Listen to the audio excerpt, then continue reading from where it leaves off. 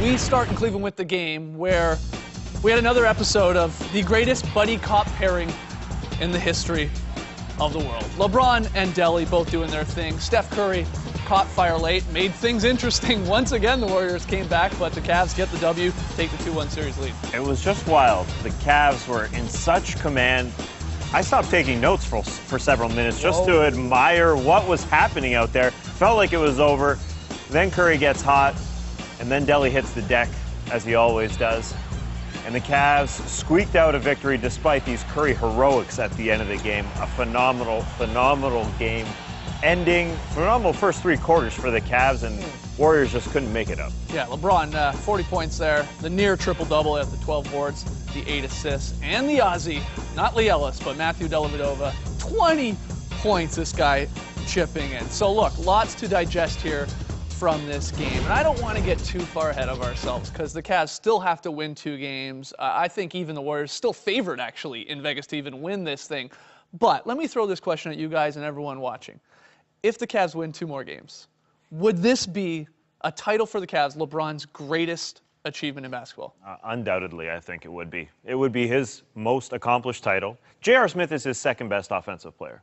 To win a title with J.R. Smith as your second best guy, we're talking about Dellavedova as sort of his buddy cop, sure. But since Kyrie went down, this team looks a lot like that 2007 team that LeBron took to the finals when he was riding with Daniel Gibson, Sasha Pavlovich, Drew Gooden, and an aged Zydrunas Ilgauskas. It's not much better than that, but this is the best version of LeBron we've seen. He is leading them. He is getting everything out of those guys. I mean, the 4 guys that he's rolling with in Delly and Tristan Thompson and Mozgov and Shumpert, I mean, he is milking these guys for everything they're worth because he's way better than he was 8 years ago. He's just getting so much out of these guys. Are we seeing one of the greatest finals performance of all time, Trey? Oh, yeah, I totally agree with Tass. If LeBron pulls this off, this is his biggest title win for sure of his then 3 titles. I mean, it's in Cleveland, which is a big thing. Yep. And you say, is this one of the great title performances of all time? It very well could be. Even Michael Jordan never really beat a team that was better than him, but that's because he was playing on the best team in the league the entire year. Right. But it's still impressive to go into it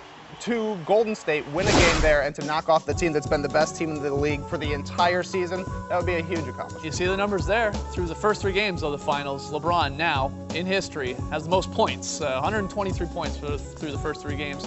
One better there, Rick Barry, in 67. What's incredible, too, and we've talked about it a lot here, is the Warriors, this team coming in. I mean, look, I had the Warriors in 5. It's not over, though. It's not.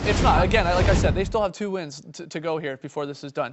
But it's amazing because the Warriors are a fast break team. They led the regular season in fast break points. But because the way the Cavs are playing, and only playing this way because they have LeBron James, I don't think you could be doing this type of basketball with anyone else in the league where he just goes iso ball, takes so much time off the clock. They're just not allowing the Warriors any chance to run and gun, get up and down. I mean, 4 fast break points last night. That would be incredible against any team in any situation, be it the regular season or the playoffs, but especially against the Warriors. And a big part of it is because LeBron iso ball here. Yeah, and LeBron says he doesn't want to play this way. He wants to move the ball. He wants that pace and space that we used to see with the Miami Heat, and I totally believe him. And I don't think I'm drinking the LeBron Kool-Aid. I think he just wants to play basketball the way he wants to play basketball, but he sees another team on the other side that's better, so we have to slow it down. And kudos to him and David Blatt for doing this.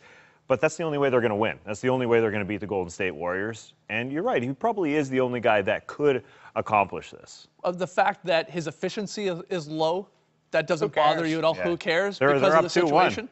They're up 2-1 at this point. Does it really matter? And you know LeBron's going to make the right basketball play when he has a chance to find an open guy. He's taking the shots because somebody has to take those shots. Who cares if he's shooting 40%? He's scoring 40 points a game. You're going to miss some shots if you take enough to get to 40 points a game. In Game 3, the 2 things with LeBron. I mean, look, he's been incredible the whole finals here, but I thought this was, first off, his best defensive game.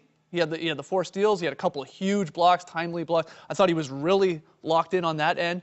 And you know, and again, the way he was driving the basketball, too. I mean, yeah, they're throwing different bodies at him in the one-on-one situation. 23 drives to the net in Game 3. That is huge. He is brutalizing Harrison Barnes and Draymond Green, and it's definitely showing because on the offensive end, neither of those guys have been able to get anything going, and that's just another part and parcel of LeBron being such a strong guy in the post. It's hard to guard him. It takes a lot out of you. You compared LeBron's, like, sort of the role players, his team right now, this squad, to what he was working with in 2007. What's intriguing to me, if, like, we could, you know, sort of go back in time or pluck this LeBron and put them there, I would love to know what a mature, experienced LeBron could have done with that team. Because he was a young guy then, of course, his first finals appearance. I mean, you know, Lee, when we were making our predictions, Lee kept saying how really important experience and maybe hunger, I guess, another word for it, is in a series, in a finals especially.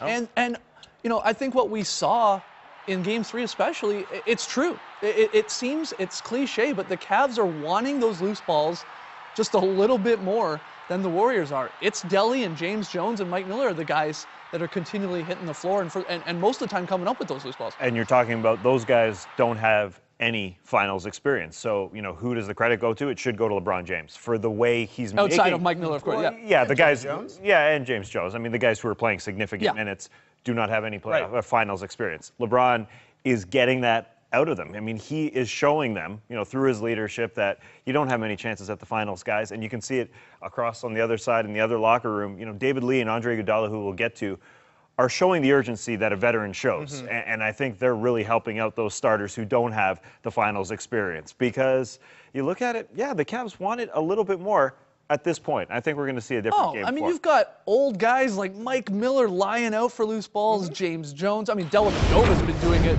all playoffs long. But numerous times throughout this game, and from the get-go, too, not late. Not only when we're talking fourth quarter and, hey, we got to get this ball. A couple times in the first quarter, be it Jones or Miller, flying, diving there to keep balls alive. Delly going into the second row. I mean, it's pretty crazy. Like that last play where Delly dives in the late game situation after LeBron probably got away with a foul, taking out Steph Curry on the slide tackle there. But that Delly one, it almost reminded me a little bit of like Rodman. Rodman would actually jump way higher in the air and lie out, but that's the full-on extension going for that thing, wanting it more than these guys. Yeah, their crowd T-shirts say all in, and you can tell that this team definitely is, and they all have just bought into all we have to do is play defense and play hard. LeBron will take care of the rest. We'll hit our open shots, and I think it's impressive from LeBron and David Blatt to be able to rejigger their team this late in the playoffs to become a super gritty team that's winning by making little tiny plays like this. And that was his fourth season when he went into the finals in 2007. A young guy. Yeah, he was an extremely fourth season for a guy who obviously came out of high school. He's just drastically different. And he is, again, milking, I think is the best word, milking every single ounce of talent and grit and determination out of his guys, while the Warriors just haven't shown that quite yet.